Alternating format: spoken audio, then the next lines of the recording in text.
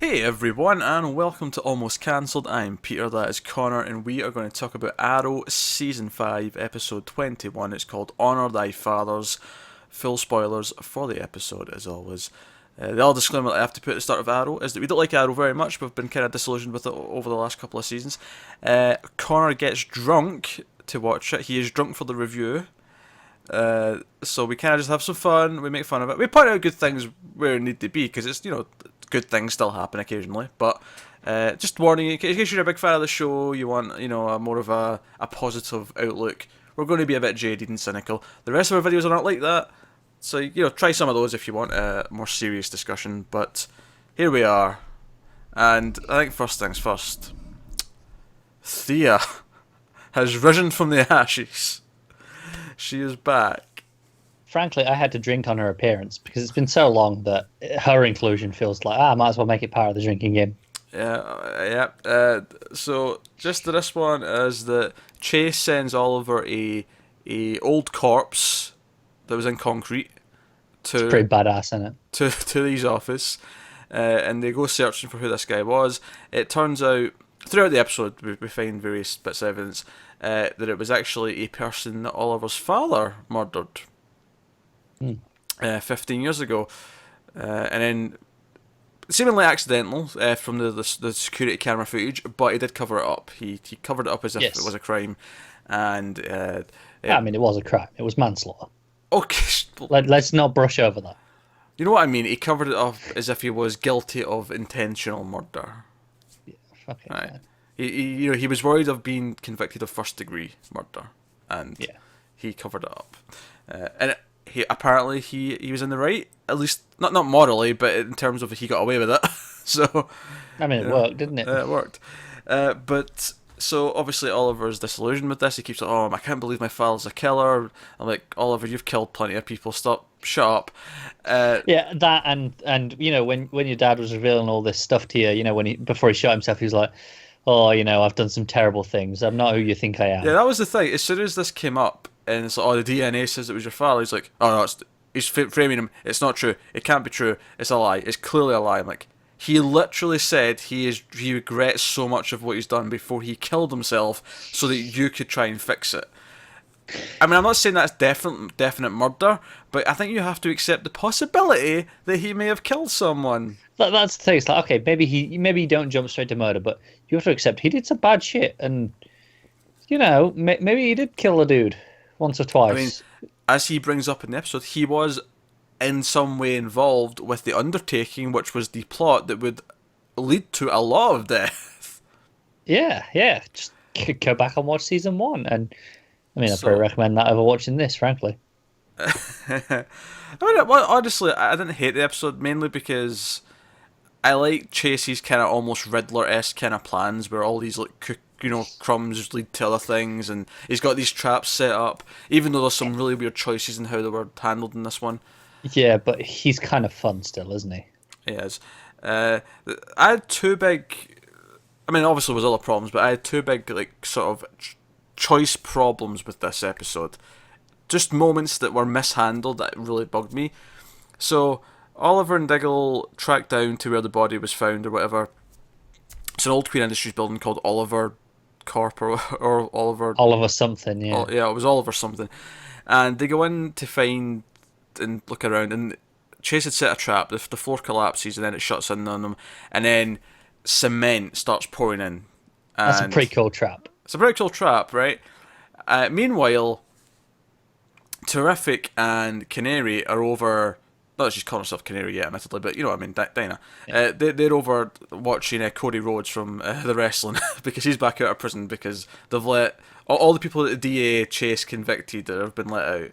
And I'm going to complain about that. It's the same thing I on. complained about in Dark Knight. It's that the Harvey Dent bollocks. I don't buy it. I don't buy it. They still went away on evidence. Doesn't matter if the DA was a shithead or not. They still went away on the evidence. The judge convicted them and went, "No, you're guilty." Shut up. To be fair, you did say it was the most unbelievable thing in those Batman movies. I I still stand by maintain. that. No, the water machine in the first one that relies on the fact that no one has made, like tea or coffee or, had a bath since they started pumping this shit into the water. That's No. In that first Batman movie, they say it doesn't matter if you drink it. It's only when when they make it into an aerosol. when you boil water to make tea or coffee, vapor. Yeah, but trace amounts. Shut up. That was still more unbelievable. Anyway, so they go. So let's put it. So they're over watching the other guy, and Felicity calls him, "Hey, Oliver and Diggle, kind of in trouble. You get over there and help out." So, And it's up to like their knees at the point when she phones them. yeah, it's already. I'm going to be generous and say their shins. It's at their shins, right? Oh, okay, Then fine. we cut back to them, and it's at their knees, right? And it's poured in pretty quick, and lo and behold, the cavalry is already there. They've travelled from that location to this location within seemingly about 30 seconds. Yeah, it seems like they were next door from what they were kind of, but then it didn't look like that before. It looked like they were in a completely different part of the city, which is why they were staking it out. Yeah, here's the problem I have with this though. It's not even the cheat and how quickly they get there. It's just from a dramatic point of view. They cut uses his T-sphere to cut a hole in the roof / floor, because it was a trap floor, so it's the floor, to get them out. Here's my problem. He cuts the hole, and it's like, all right, we're here. I guess that's it solved, and it's still at like they're just above their knees. It's maybe getting up to waist height.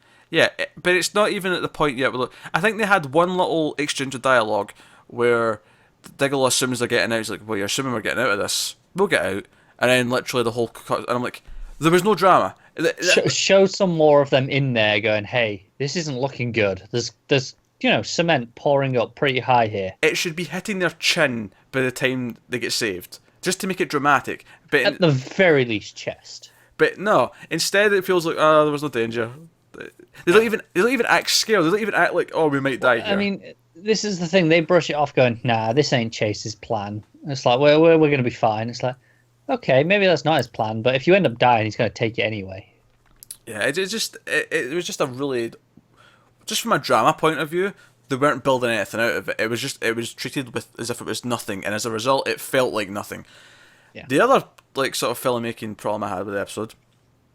So later on, there's a lot of talk between Thea and Oliver about what their father meant to them, and his legacy and being a better person. Then Felicity talks to Oliver like, "Oh, you're a different man than your father. It doesn't matter how we started now. You're this, blah blah blah blah. You should be the Green Arrow." And lo and behold, he does put the suit back on this episode. He makes his triumphant, I use that word loosely, return as the Green Arrow. I do like the return of the theme, to be fair. The theme, sure. Here's my problem though. It literally just cuts to him in the suit. He just kind of walks onto the location, and the others, team members look over, and he's there in the suit.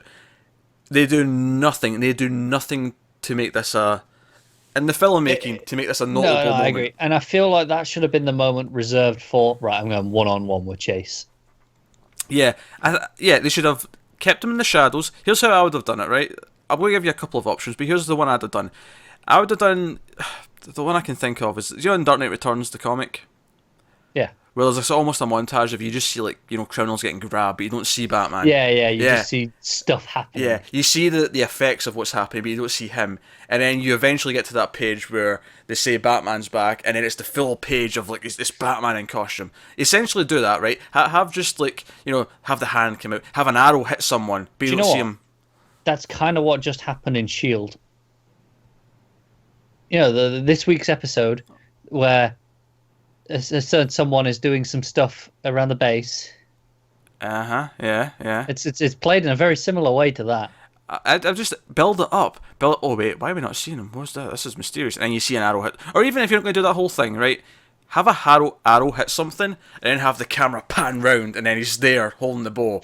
Because he hasn't been using arrows lately. Yeah, exactly. Yeah. Go see the arrow before and say, "Oh, that's not a gun. That's an arrow." At the very least, at least make it a hero shot. Do it low angle. So look down at the floor, track into the feet, and then tilt up, and make it a shot.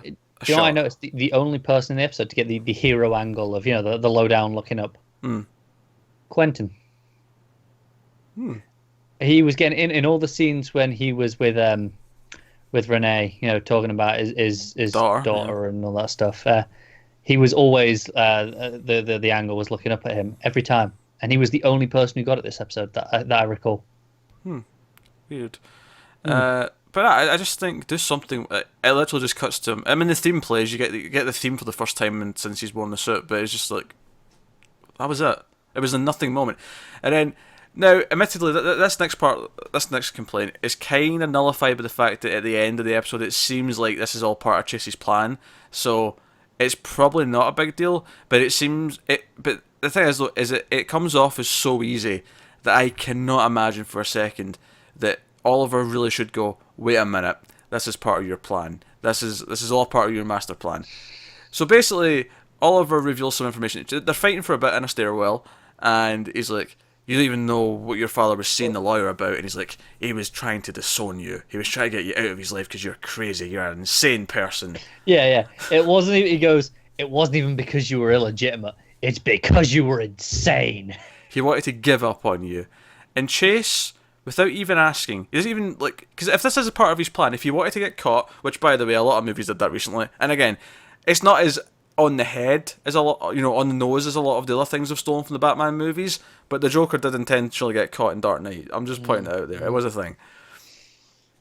But, so he basically, I actually thought he was going to commit seppuku, because he gets down on his knees. Because he's pulled this sword out. Yeah, he pulls his sword out, gets down on his knees as if he's about to commit seppuku, and then he just says, do it, Oliver, kill me. And he's like, no, I'm trying not to be a killer now, at least this week. Yeah, and it really bothered me because earlier in the episode, Oliver was like, I don't believe anything Chase has said. And then Chase sent him proof. He was like, here you go. Here's a video proving it. I can show you this is the case. Whereas Chase, Oliver's gone, yeah, he tried to disown you. And Chase doesn't question it and go, prove it. No, like Oliver literally did earlier that episode. Here's the thing, right? If it's part of his master plan, I get that he probably already knows this. This is not a shock to him. But he should at least pretend, for the sake of putting on the show, that, to Oliver and co. I feel like it just... I don't have a problem with this from Chase's side as much. I mean, it's stupid that he didn't, but I get that, okay, he overlooked something. But it's Oliver who should be going, hey, this was too easy. What's going on? Well, yeah, I have a problem with both sides. I think because see if it's not a master plan. It's weird. There's 2 episodes left of the season. Of course, we're not wrapping up Prometheus now. It'd be what we're going to have a new plot for the last 2 episodes. No, right? But like, if it wasn't part of his master plan, let's just say we were. Let's just say we're ending this. It would just be shit from like this is the ending to Prometheus. Is he just says that one line is basically, and he gets down on his knees and gives up, right? If it is part of his master plan. The heroes are stupid for not noticing this was far too easy. They didn't even put up a fight. Like, it was just so easy.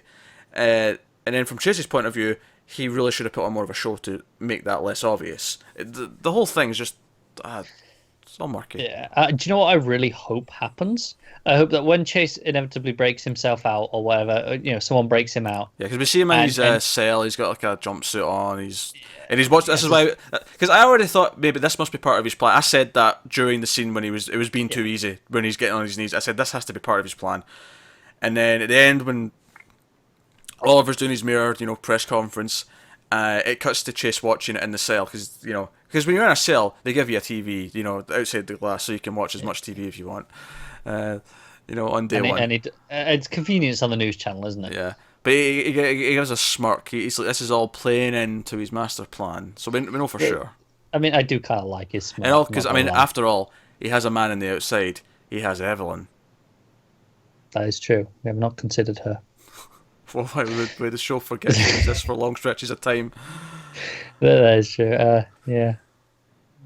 I mean, what I hope happens is when he gets out, he'll gloat and go, did you really think I was going to make it that? Did you really think it was that easy? And that was it. That would at least make it a little bit better for me. Yeah, if he gloats about it, say, oh, you're an idiot. At least from his perspective, it'd be a better... Yeah. It still makes Oliver and co stupid as shit, don't get me wrong. Yeah. But it makes it at least better if he gloats, so at least he's aware that it was stupid. No, I get you.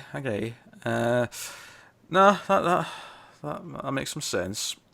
So yeah, Renee doesn't show up to his daughter's hearing, which at least justified an earlier scene, because I had a problem with that. Because he goes into, Quentin, and he's like, right, got a date, you going to come? And they're all happy. He's like, oh, proud of you, Hoss, and all the rest of it. And then we have another scene where he's like, "Oh, this is not just like a date. This is a hearing. I have to testify." And he tries to wiggle his way. And I thought, if he ends up just deciding to go in anyway, I'm like, because I never realized he didn't know that in the first scene. I thought that was just obvious. That was what it was going to be. Yeah, me too. What else would it be? So when he started bringing this up, oh, I'm going to have to testify. This is what it is. I'm like, okay, first of all, I think you're a bit of an idiot for not knowing that. Secondly, if you, from just a structural point of view and a sort of arc point of view of the episode, if you end up just deciding to go in anyway, this scene just feels like it's introducing a problem that doesn't even need to be there. Yeah, it's an excuse for Quentin to give you a speech. Yeah, basically. But to be fair, the final scene, he didn't show up to the interview, so at least it made it purposeful. It pays off in that sense. Yeah. So okay, fair enough. That's fine. But it. Yeah, it was a problem at the time, but by the end, you can't complain about it too much. Yeah. So yeah. I don't know where that's going specifically right now. Do you know what is kind of sad? I'm not that interested in how it affects his relationship with his daughter. I'm interested to see how it affects his relationship with Lance. Because I quite like the two of them together, and I feel like this could, have some interesting ramifications for the two of them. Yeah. And obviously, just to go back to the Prometheus stuff, we know Chase has Oliver's son. Like obviously that was a big thing at the end of the last episode, and I was thinking about that as well when he was giving up. Like, wait, why are you giving up? You've got his son. Like, but clearly that's going to play into his plan. He's going to be like from the cell. Like, I can beat you from the cell. That's how good I am, Oliver. You're shit. Yeah, he is kind of Riddler / Dark Archer, like combined, isn't he? Yeah, with a touch of Dark Knight Joker, just in terms of plot. Yeah. But I'm okay with that. He's kind of fun as a villain. Yeah, since he revealed himself, and everyone's been in the open, it's been kind of fun in that sense. Yeah, he's been fun since they did that. Yeah, that's fair. So I guess the one thing we haven't mentioned making his terrific pun. Are we good, Curtis? No, we're terrific. I've been waiting to use that. That look Diggle gave him was priceless. Do you know what? While we're on this, we got 5 Are You OKs in this. I mean, look, okay, so last week was bad. We got 7. Yeah, that's not much last week. No. We got 5. 2 were back-to-back. 3 in that scene in total. That was pretty rough. That was the scene between Oliver and Thea. Oh... Talking about the father when they find out he's murdered someone. Yeah. So on top of those 5, for my drinking, we also got 3 son of a bitches. Now, none of them were technically from Lance, as the usual, but that first one gets double points because it's Oliver saying it to Lance, and then Lance self-aware and going, yeah, that's what I said. Yeah, so that was funny. Honestly, the other 2 though that happened in the same scene, almost back to back from 2 different characters, it just felt like bad writing because they reused the same phrase, even though it wasn't they weren't making a joke that they both said it or anything like that. It was just someone said "son of a bitch" and then someone 2 seconds later said "son of a bitch." Yeah. That first one I like because Oliver says it knowing that Lance says it a lot, and then Lance is like, yeah, that's what I said. That's good. I'll allow that one. But then this one was Diggle was like, yeah, don't let that son of a bitch go. And then Curtis is like, yeah, that son of a bitch. No, it wasn't Curtis. It was Well Dog. Curtis, Well Dog, whatever. I don't care. I'm too drunk. They gave me 8 things to drink for just on that alone. Oh dear. Right. So flashbacks. Oh, do we have to? Yeah. First of all, the CG of the plane going through the clouds was pretty dire.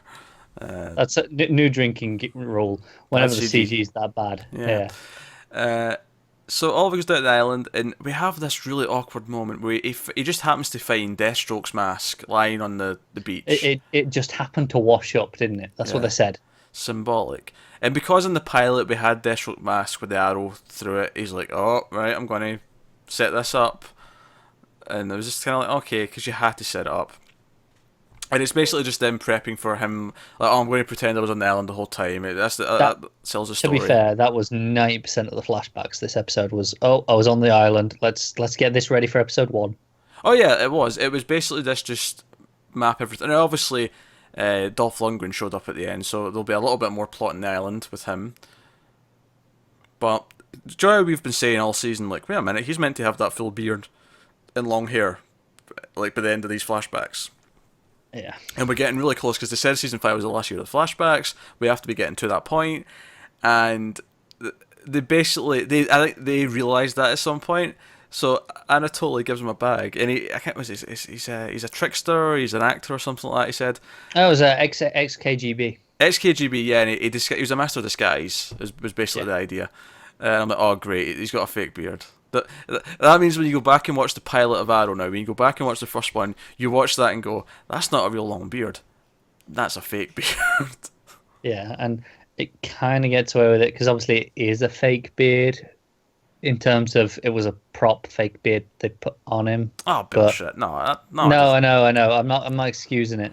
I'm not. It does because it kind of takes something that was there in the first episode and it because they had to justify all this other bullshit they've done in all the flashbacks for the last like 3 years. They had to just be like, oh no, it was a fake beard all along. Oh, yeah, pretty much. That's a retcon, is what it is. I mean, I've complained about the flashbacks a lot. We both have, especially recently. But this one was like, oh shit, continuity, flashback time. Let's fix that. That's all this was. The only, in fact, the flashbacks were very useless in this episode in terms of like linking into the main plot. Arguably, the only thing that kind of wasn't was when they're on the plane, he's watching the video of his father, and it ties it. The problem, but even then, though, I have a problem with that because we see him watching the video of his father, and I'm like, wait, so they're reminding him of his father, and then they cut back to, oh right, we're ready to see whose DNA is on this murder victim, and I'm like, gee, I wonder who it is. They've just reminded me that Robert Queen existed, and that they're saying this body was 15 years ago. I'm like, I wonder who it could be. To the point when they come in, when Dinah and Lance come in, it's like, oh, we should talk about it because they want to say it in front of Thea, and then they're like, all right, we'll just tell you, it's your father. To the point where I let out the most jaded fake. Oh my god, I can't believe. Yeah, and then the music comes in like it's a big Sting reveal. It's like, well, no shit. It was so. Honestly, I was already kind of thinking it just when the body showed up because it just time wise, it was like, oh, I bet his father killed someone. Yeah, and the episode name works nicely, doesn't it? But as soon as they showed up, as soon as they made a point of reminding us of his father, it was like, okay, it's obviously him. Because who else could it possibly be that would be remotely interesting? So, calling it now. Robert's still alive. I'm pretty sure we saw him put a bullet through his own head. We did. I don't give a shit. This show will pull anything. Okay, we'll see. Lazarus Pit, bitch. But that was the whole thing. Honestly, I mean, as much as I've torn it to shreds, I thought it did a lot of really stupid little things that really hurt. Just the presentation of the things they were doing, like the reveal of him in the suit and stuff like that. Like them saving them from the concrete. Just really bad choices from a direction and just things that just could have been easily fixed. Like, there's some of the stuff in the overall dialogue that was just like, okay, this is Arrow. We'll accept that this is just going to be shit. But there are things like that where it has done better. Even recently, it's done things like that better. And there's just no excuse, is there? Just simple little things could have taken the same ideas and made them more entertaining, and they just didn't. So that kind of sucks. And also, just want to point out the single biggest problem with the episode, the Prometheus theme only played once. I don't know if that's a problem, quite frankly. I feel like that's okay. That's okay. We have very different ideas of okay. That's this week's Arrow. Let us know what you thought in the comments of the episode below. Like, subscribe, all that stuff. For some reason, if you want to support us more, based on these reviews, we did start a Patreon. This is basically if you want me to buy more alcohol for this. We did start a Patreon. Go to patreon.com/MailFuzzTV to see some of the bonuses that are there. I don't know, maybe you can talk Connor into watching something else he hates drunk, and we can make a thing out of it. I don't know, but you could check it out if you want to. But of course, like and subscribe and all that helps us out just as much as well. So do that as well. So thanks very much. Get us on Twitter at mail_fuzz for channel updates. Individual Twitters are on the screen for everyday ramblings. That's us. We've got 2 episodes left, almost done. Thanks for watching. We'll see you next time. Have you got any vanilla?